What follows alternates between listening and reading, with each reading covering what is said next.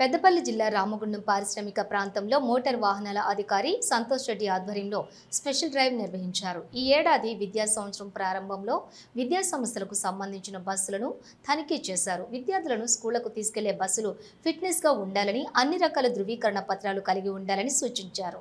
ఈ నేపథ్యంలోనే ఇటీవల తనిఖీలు నిర్వహించి 3 బస్సులను సీజ్ చేసి దానికి సంబంధించిన జరిమానా విధించినట్లు తెలిపారు.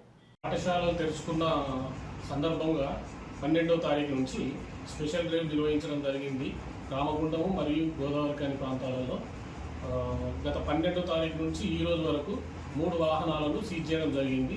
అందులో ఒకటి ట్యాక్స్ లేకుండా తిరిగింది, ఒక బండి ఫిట్నెస్ లేకుండా, ఇంకొకటి అదనపుగా అంటే పిల్లల్ని ఎక్కువగా ఎక్కించుకొని ఓవర్లోడ్గా తిప్పడం జరిగింది.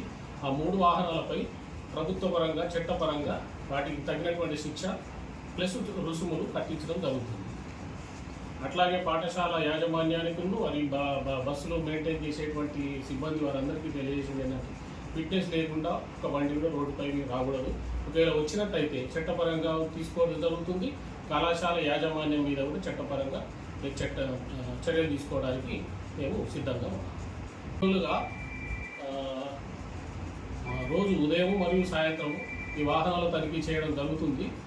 పిల్లలకు ప్లస్ అటెండెంట్లకు కూడా సూచనలు ఇవ్వడం జరుగుతుంది. ఒకవేళ డ్రైవరు ఇష్టానురీతంగా నడిపినా కానీ, ఒకవేళ అటెండెంట్ ప్రవర్తన బాగా లేకున్నా కానీ యాజమాన్యం తరఫు నుంచి మాకు తెలియజేయాలని చెప్పాము. దానిపైన చట్టపరంగా చర్యలు తీసుకుంటాం.